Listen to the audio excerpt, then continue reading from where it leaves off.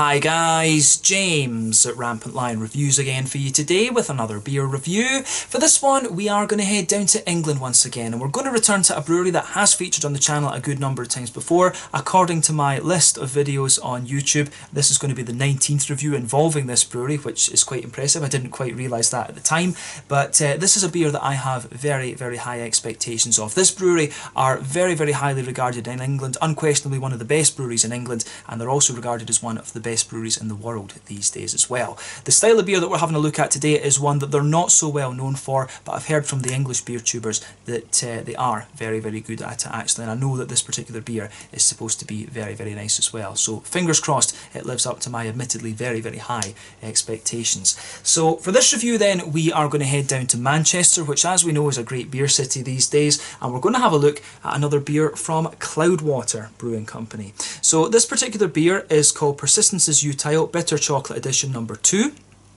From what I understand, this is the third iteration of Persistence's Utile. The first one was simply called Persistence's Utile, then there was the Bitter Chocolate Edition, and now there's this one. But they're describing this beer as a coffee and bitter chocolate Imperial Stout. It comes in at 11% ABV. From what I understand, the first edition of this beer was 12% rather than 11%. But yeah, as you'll know if you've watched the channel for any length of time, I love a good coffee stout, and that's mainly thanks to the Key and the Ed.II from Dugges Brewery in Landvetter near Gothenburg back over in Sweden.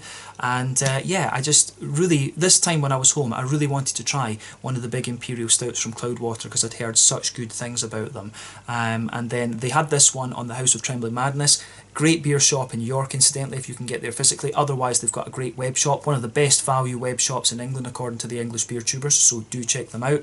And they had this, and I just kind of thought, you know, fuck it, why not? Let's have a go at this. It was a little bit expensive. I think I paid, you know, £9 or £10 for this, come to think of it, but I'm sure it will be worth it. So to translate that cost for you, it's maybe about €11.50, maybe $12.50 American, something like that. You know, about 120 Swedish kroner for those of you watching over there.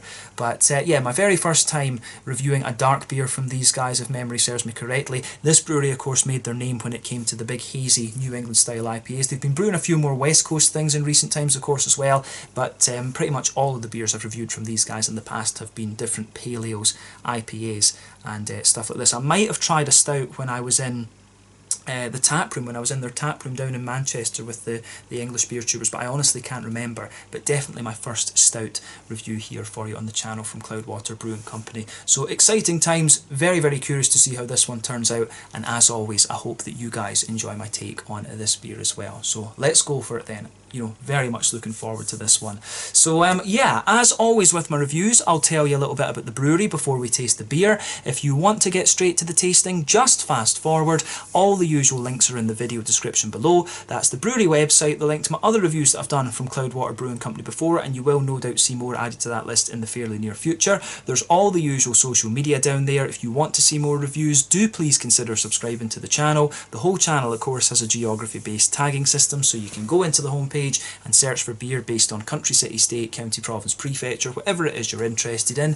Do check out the playlists of beers from different countries. There is one there for all the English beers that I've reviewed for you. That's being added to quite a little bit at the moment because I'm enjoying an extended period of time at home in the motherland of Scotland, and the English beers are very readily available to us, which is never a bad thing. Thriving beer scene down there these days. But as always, please do get in touch and let me know some of the other beers and breweries that you guys would like to see me review. It's always great to hear from you guys that are watching the videos, and the support that you show the channel is massively, massively appreciated. So anyway, to tell you a little bit about Cloudwater Brewing Company then, on to my brewery notes. So as I've told you before, Cloudwater Brewing Company are based in Manchester in England, and they were founded back in early 2015 by Paul Jones and James Campbell after the latter left Marble Brewing Company. So they were also joined by Al Wall and Will France, who have a wealth of experience in home brewing, professional brewing, and also in bar management as well, and those four still head up the company today. But the company lease an archway in Piccadilly in Manchester, and this gives them the capacity to age and sour beers at a rate of up to 200 barrels at any one time. They began brewing their beers in March of 2015, then opened the brew pub in early April. And the brewing, they started off with a brewing capacity of around 2,400 litres, but from what I understand they have bought a new brew kit in recent times and they have expanded that over the years, and they started off with the capacity to double and triple brew from what I understand, and they have done that, and at the moment they are planning to expand further. They're actually looking to get a new premises somewhere around the city, so it'll be interesting to see how that develops for them over the next little while. But currently they have their Unit 9 tap room in Manchester, as well as the 73 Enid Street tap room down in London. Maybe I can visit that or both of those at some point. I do want to get down to Manchester and do a little bit of out and about filming with Peter and Adam at some stage, so something to look forward to on the channel. But these guys, as I say, have become very, very highly regarded and highly decorated over the years. In early 2018 they became the second best brewery in the world according to Rate Beer, which is, you know, a hell of an accolade for an English brewery in particular, because we know that Rate Beer is quite American dominated, but they've been consistently ranked amongst the best breweries in the world pretty much not long after their inception, to be honest with you. But the current head brewer is Al Wall, and as of January 2021 these guys have produced around 175 different kinds of beer, which is pretty impressive. So that is a rate of, you know, divided by 5, what is it, about 8? My brain's not going to work. My brain is not going to work now. It's not far off, you know.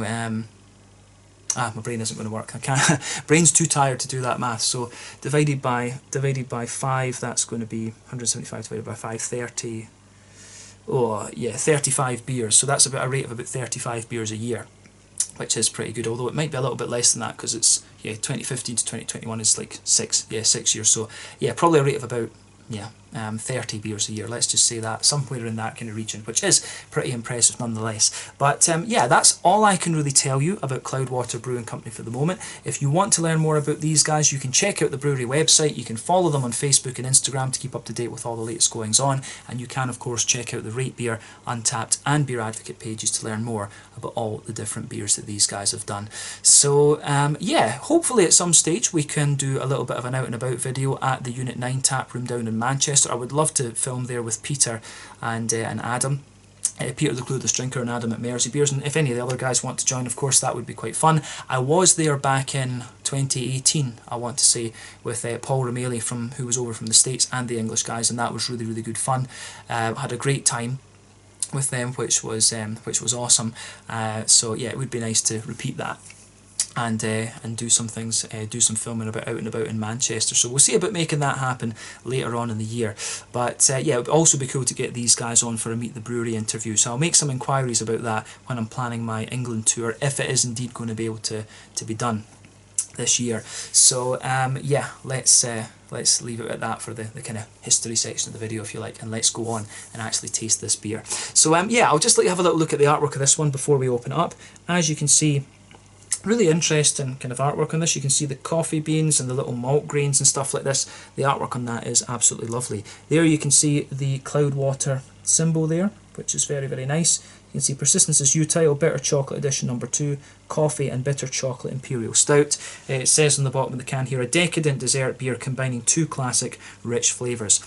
Take a long moment to experience our fruit-forward coffee Imperial Stout infused with Kenyan Kiangombe AA from our friends at Workshop Coffee, a double dose of rich bitter chocolate. These are tough times and you deserve both a treat and a pick-me-up in one. I did try to research a little bit who Workshop Coffee were, if it was like a local Manchester roastery, but they seem to have, you know, different places all over the place. It was Marylebone, I think, was the first result that came up when I googled them earlier on.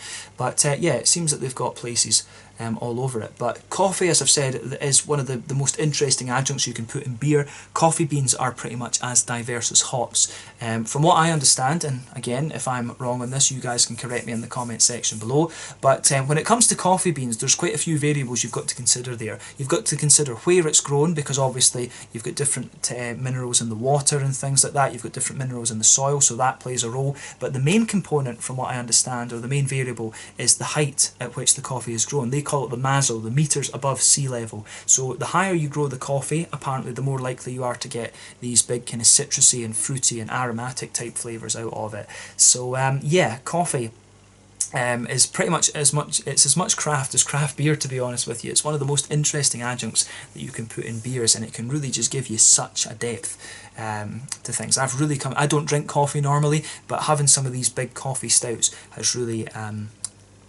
it really has helped me kind of appreciate this adjunct in beer. Tonka beans as well is another one that I've really grown to love. But yeah, that's we should leave it at that and actually get the beer tasted. But yeah, an 11% coffee and bitter chocolate imperial stout. This one, 440 milliliters. Like I said, this one was a little bit expensive, but it was a case of just fuck it, why not? But yeah, let's get this guy out and we'll get on with the tasting. And hopefully, as I say, this turns out to be another very nice beer. But yeah, let's get this guy out and into the glass. And oof, look at that. That's mental. Look how oily that thing is. That is mental. It's like engine oil. Yeah, one of my local breweries is, of course, the Harveston Brewery in Clackmannanshire here in Scotland. The old engine oil. Just look at that thing. That is mental. There you are. I'll be sharing this with my dad after, so he will be getting a good chunk of this. But yeah, that's a beautiful, beautiful looking beer. I don't think I've ever come across a beer that is quite as black as that. Yeah, black as night, ebony. Yeah, black as night ebony.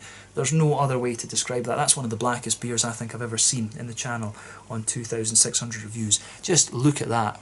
That is mental. It's one of the most oily beers I've seen as well, 11%. And I mean, I've had some great stouts. I had some great stouts last year. One of my favourite stouts was the Viking Brunchfest Club from Amundsen Brewery up in Oslo in Norway, and this one is kind of on the same level as that in terms of appearance. You're not going to find many beers that are quite as dark as this, and I think in fairness probably that Amundsen one was a bit lighter because it would have had all the oats and things in it. Does it say what ingredients this beer has? So it has, yeah, wheat, barley and oats in it. But yeah, that of course, that one was more of a kind of sweet stout. This one I guess will be a little bit more kind of straight shooting, I think. But yeah, I think this will be something pretty awesome. You could see that when we poured the beer, it had a little wispy layer of a dark kind of tan foam on the top of that. That's faded away. You know, when you're talking 11% alcohol, that's to be expected, although wheat in some cases can help preserve the head a little bit. But yeah, there's absolutely nothing on top of that, just one or two teeny little bits of bubble clusters, but that is it.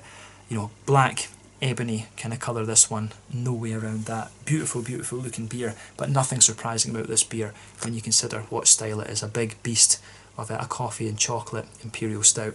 Beautiful looking beer.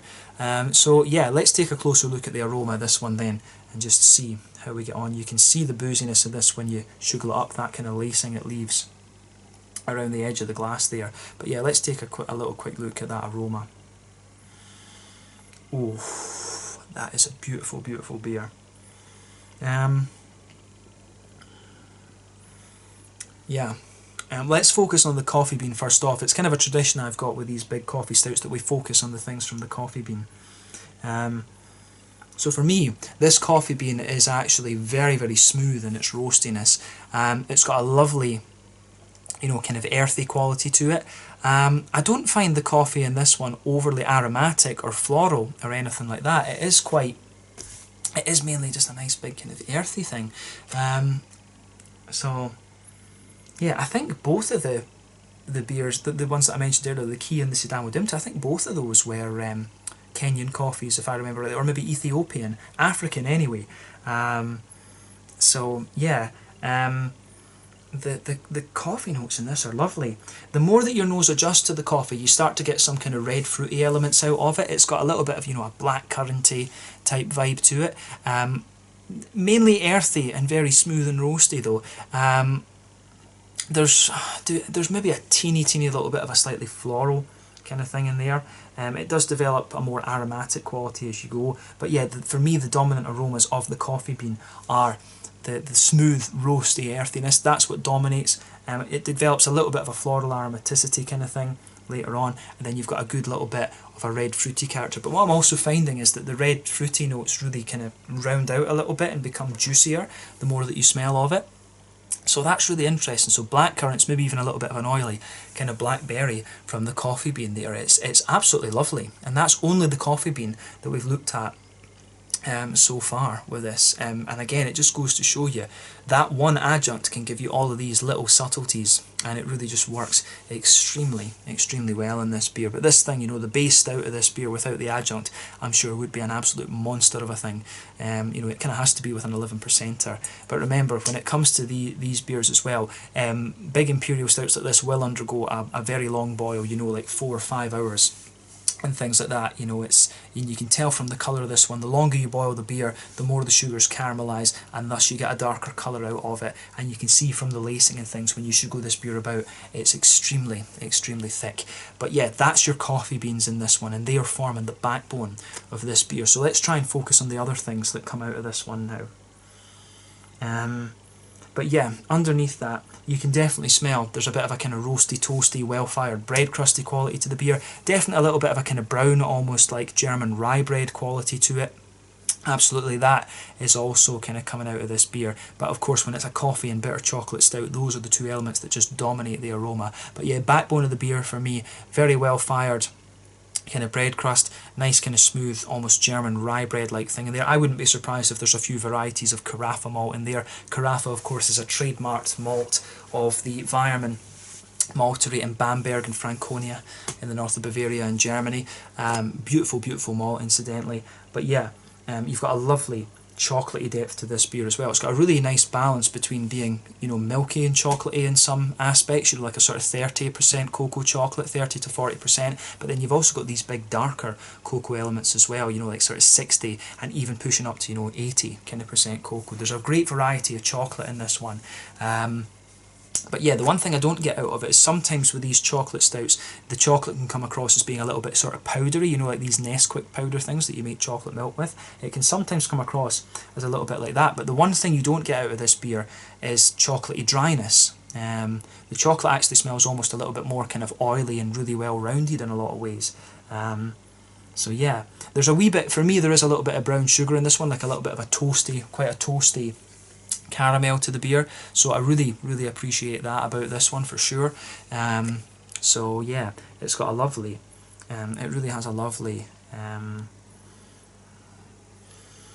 it's really just got a lovely backbone to it, this beer for sure. Yeah, as I say, bread crust, like well-fired bread crusty backbone, some sort of German rye bready notes to it. There's a bit of a really toasty caramel in this one. I wouldn't go as far as describing it as treacle and molasses. It's not quite as oily as that would be. It is more of a well-fired toasty caramel, if you like.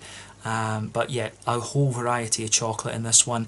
There's definitely a few kind of woody and nutty undertones to the beer, which is, you know, to be expected with a big stout like this. So yeah, definitely woody and nutty qualities to it. But yeah, other than that, I don't think there's a lot to kind of report in there. We've described the coffee bean already. The coffee bean kind of smells as if it's infused into the whole bready side of the beer actually, but we'll be able to talk about that a little bit more in the actual flavour examination of the beer. But on the hoppy side of things, you've got a good little bit of a smooth earthiness out of this one, which complements the coffee bean really well. In terms of the, you know, in terms of the floral and grassy side of things, for me there is a little bit touch of a floral aromaticity from the hops in this. Of course, if you age this beer for a little bit more, that's going to drop away, and there's a little bit of grassiness in there, but the hops don't play too big a role in this beer in my mind, and they will play less of a role as you kind of age the beer a little bit more, which you can do with a big 11% Imperial Stout. Although quite a few breweries I've noticed don't put quite as high an aging time on cans as they do in the bottles for some reason. I'm not sure why. Maybe the seal isn't quite as strong. Cans, of course, are, you know, designed for freshness rather than anything. But yeah, the fruity side of this beer again is absolutely lovely. So for me, there's a good little bit of a kind of juicy, plummy quality to this one. You do get a bit of that kind of big kind of juicy plummy sort of thing. There's a little bit of a raisiny sharpness to it as well. You've got these kind of pruny, datey kind of things in there too. A little bit of a, you know, like a fruit kind of brownie, a fruit kind of chocolate brownie in there. There's a few cakey elements to this beer, absolutely. Then you've got these kind of oily, juicy black currants, and then a more kind of oily blackberry type vibe coming out of the beer as well. A few little figgy elements, of course, too. But yeah, the fruity notes are very nice, I have to say. So take a bit of time to enjoy the aroma with this beer, especially with one like this, because there's a whole lot of depth to this. But yeah, let's have a closer look at the flavour then and just see how we get on. So this one is the Persistence is Utile Bitter Chocolate Edition number 2 and 11% coffee and bitter chocolate Imperial Stout from Cloudwater Brewing Company in Piccadilly in Manchester down in England. Very, very curious about this beer. So let's get stuck in. Slàinte, skål, cheers.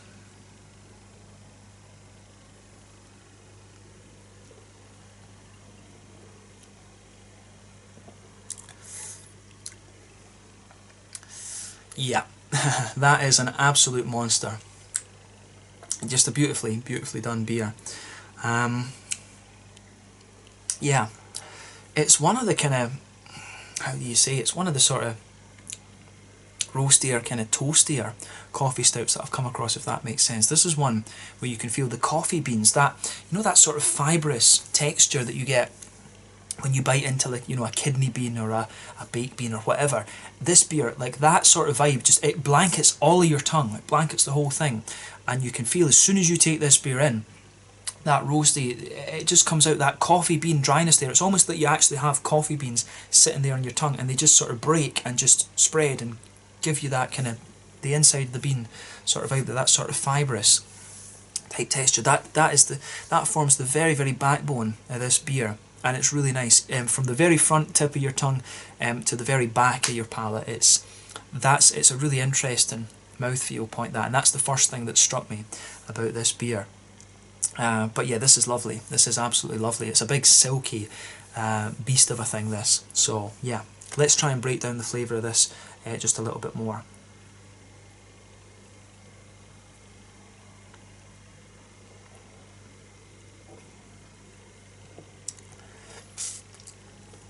Yeah. So when you take the beer in as well, you're also going to get a good little bit of like a plummy, raisiny wetness out of the beer, and that kind of suits it quite well too. But then basically this beer gives away to a big smooth texture actually, but there's a lot of depth to this one, and it is, you know, it really does lean towards the coffee for me. But you know, the bitter chocolate starts to push out a little bit more the further you go into the aftertaste. But yeah, it's a beautiful, beautiful beer. Let's just try and break this whole thing down then. So the backbone of the beer for me, it's that roasty, toasty, well-fired bread crusty quality in this one.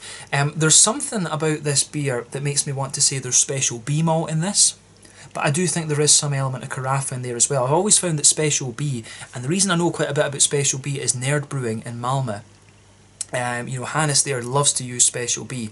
The roasty, toasty notes that you get with this one, they are a little bit bread crusty, but it's just a little bit drier than you're going to get from some of the carafa malts. So I do think there's a sort of Special B roasty base in this one. So the backbone of this beer is that really well fired bread crust that blankets the middle third of your palate and the back third of your palate there. It's a little bit harsher on the back third of your palate. On top of that, you do get a little bit of a kind of brown bready element there, but the coffee, that sort of coffee bean kind of fibrous sort of thing, that's just infused right across the top of that, and those three things are forming the backbone of this beer. It's really interesting, that it is very, very nice.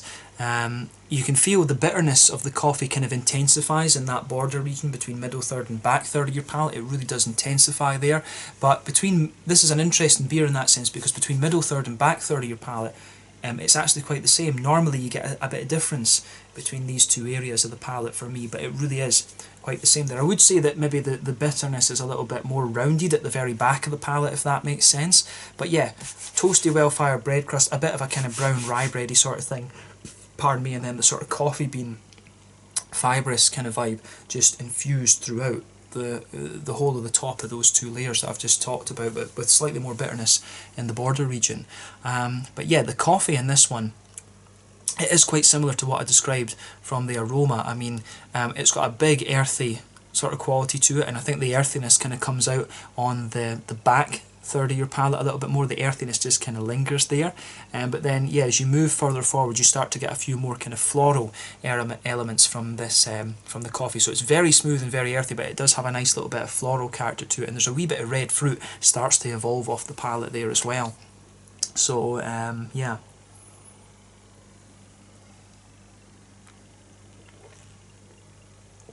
This beer is just ridiculous, to be honest with you. When they say decadent, they're no joking. Yeah, just an absolute monster, to be quite frank with you. It's thick as hell. But it's lovely. It's a beautiful, beautiful beer, this.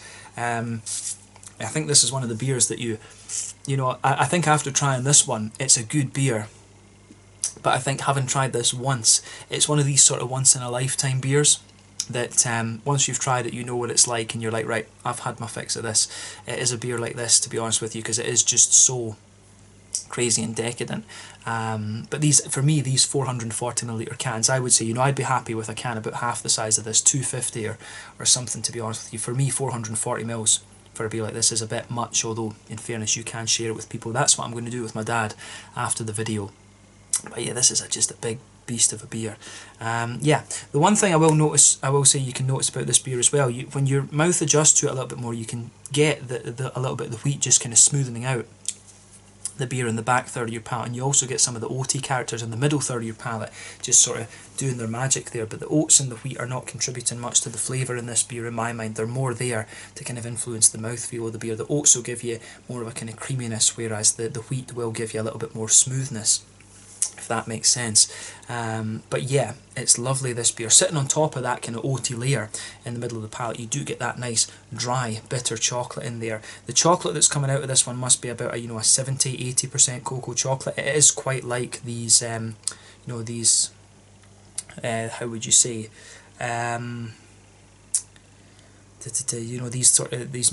these chocolate milk powder sort of things. It is very, very much kind of like that, to be honest with you.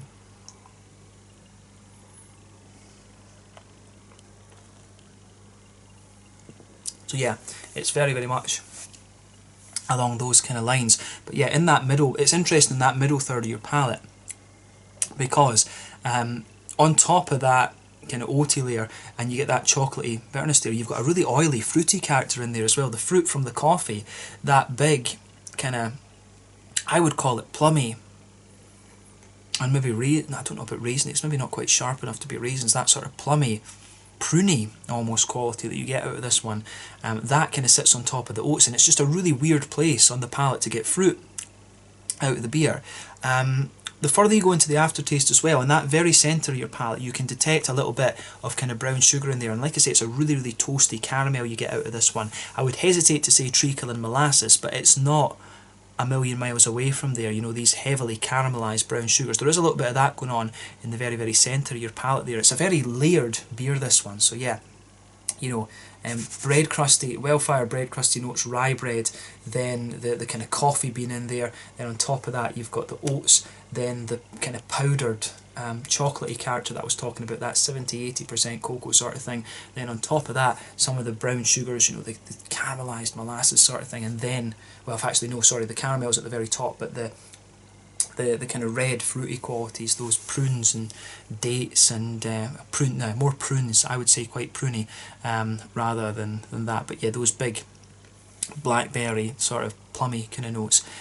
It's just a really crazy beer, this one. That's the layers just in the middle of the palate actually. But yeah, if you go to the front corners of your palate, then move diagonally back, you'll get a few woody undertones to the beer. You'll gradually feel the woody notes coming out. If you go to the very centre of your palate, then just move forward, you will feel a little bit of nuttiness developing out of this beer. And then as you reach that borderline between middle third of your palate and front third of your tongue, that's where you get a nice kind of cakey element to the beer. It's like the well-fired edge of a brownie that you take out the baking tray. It's like that.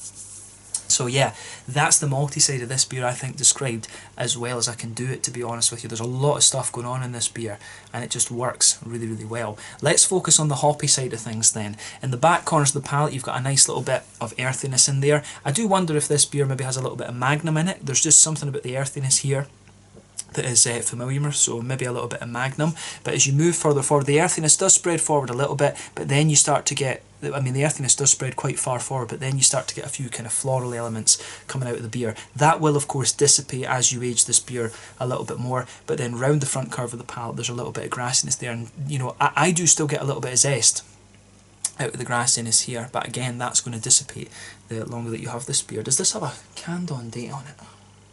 Canned on date the 15th of December 2020. So yeah, I'm having this one for you on the 20th of January, so it's only been in the can about a month, so it's understandable that I'm picking up a few elements like this. But yeah, obviously if you drink this beer a little bit later, you are going to get things, you are going to get less of those kind of hoppy characters. But yeah, let's focus on that front third of your palate where you get all the fruity side of things. Underneath that front third of your palate, there is a little bit of that. You get that bitter, chocolatey kind of thing out of that. That's where the bitter chocolate really comes out for me. The coffee takes the middle third and back third of the palate, but the bitter chocolate and that chocolatey powder sort of thing is sitting underneath the fruity part of the beer. But yeah, let's just examine these big oily fruity notes from this one.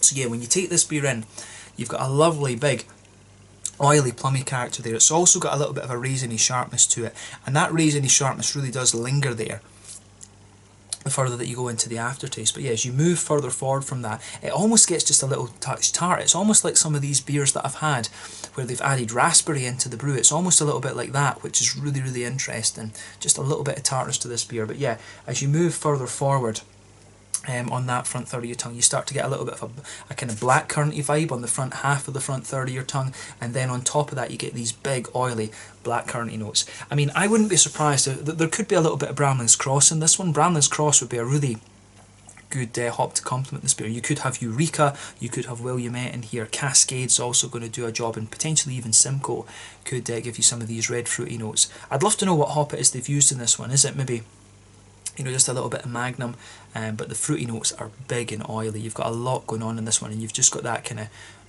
really bitter chocolate quality just sitting underneath. It's like, as I said earlier, that a chocolate brownie, but the edge that's kind of sort of you know, been stuck there. That's the word. It's been just kind of stuck on the edge of the bacon tray. It's really, really like that. But yeah, it's a lovely, lovely beer. This one, the fruits are lovely and oily, and it just kind of has everything you'd want out of this. Yeah, let's focus on the mouthfeel then, just to round off this review. I think I've described the flavour profile of this beer as far as I can take it.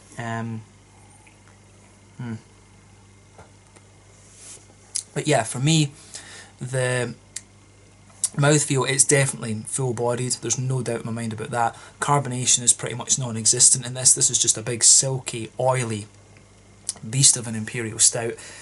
So yeah, it really is very nice done. Big, silky and big, oily beast of a beer, this. In terms of the bitterness, I think this one's got to be about, you know, 70 or 80 IBUs, maybe potentially even more than that. Remember, the IBU count is my weakest part of beer reviewing, but there's definitely a lot of bitterness from the coffee in this one. Some of the malty side of things as well is contributing, and the hops are also playing a role in there as well, so at least 80 IBUs. I would think, I would not be surprised if this was indeed like 80 IBUs. But yeah, it's the thing you're going to notice as well is that the earthy side of the coffee really pushes its way out later on. The front part of your palate does get a little bit more kind of fruity and wet, if you like, but then yeah, later on it's the coffee dryness and some of the woody notes that push their way out of the beer as well. But yeah, it has to be about 80 IBUs. Wouldn't be surprised if it's even more than that though. The malt base, like I say, is very, very layered. There's sweetness in there, there's dryness, there's everything. I think we described that quite well in the kind of tasting section of the video, but the fruits are big and oily this time. It's a lovely, it's just a beautiful, beautiful beer, this one. And if you haven't tried this already, this is one that you really need to try. So I will keep an eye and see what Imperial Stouts they actually release from Cloudwater. I think they've maybe done, you know, 6 or 7 Imperial Stouts, something like that. Again, correct me in the comment section if I'm wrong, but this is just an absolute monster of a beer, and I'm glad I'm not drinking this myself, because you know, as I say, 440 millilitres for a beer like this is just, it's a bit too much, to be honest, but I'm sharing it with my dad, so I'm sure we'll be alright. But it's a beautiful beer. That's not to take anything away from the beer. I don't like drinking beers in such big volumes. For me, it's all about tasting, of course. So yeah, this beer is just a ridiculously good one, a very, very good coffee stout, but one that is very, very heavy going actually. So yeah, it is very, very decadent, and you know, it's the sort of beer you would open, you know, with your ice cream at like 7 PM at night, and you'd still be sipping on it by like 11 PM or something. It's a crazy, crazy beer, this. But it's very, very well done, so it deserves the hype. It really does deserve the kind of hype and the plaudits that it's had. So yeah, I think that's a good place to round off this review. Lovely big oily fruits, and just a very, very layered beer, this. Beautiful stuff. So thumbs up to Cloudwater Brewing for this one. I would love to try maybe a less decadent stout from these guys as well, and just see how they do something like that. But this was a beautiful beer, and I've really enjoyed it. So yeah, the Persistence is Utile Bitter Chocolate Edition number 2, an Imperial Coffee and Bitter Chocolate Stout. at 11% ABV from Cloudwater Brewing Company in Piccadilly in Manchester in England. Yeah, awesome stuff, and I'm glad I was able to review this for you. So yeah, once again, thank you for watching my beer reviews. Until the next time, please like, subscribe, share, all the usual YouTube stuff. Let me know your own thoughts on this beer in the comment section below. Let me know what your favourite beers are from Cloudwater Brewing Company as well. Do give me some other coffee stout recommendations. You'll know that I absolutely love this style of beer, and you know, coffee beans for me one of the most interesting adjuncts you can put in beer, so do give me those recommendations below. But it's been awesome to return to Cloudwater Brewing Company again, especially to try a beer from the dark end of the spectrum, which they're not so well known for, but it turned out to be a really awesome review. I've really enjoyed this one, so I hope you guys did as well. Thank you again for watching. Check out my social media, check out Cloudwater Brewing Company, and I'll catch you guys very soon. The resistance, how do we say it again? The persistence is Utile. Bitter Chocolate Edition number 2, 11% coffee and bitter chocolate Imperial Stout from Cloudwater Brewing Company, Piccadilly, Manchester, down in England. Slàinte, skål, cheers, and catch you guys on the next review.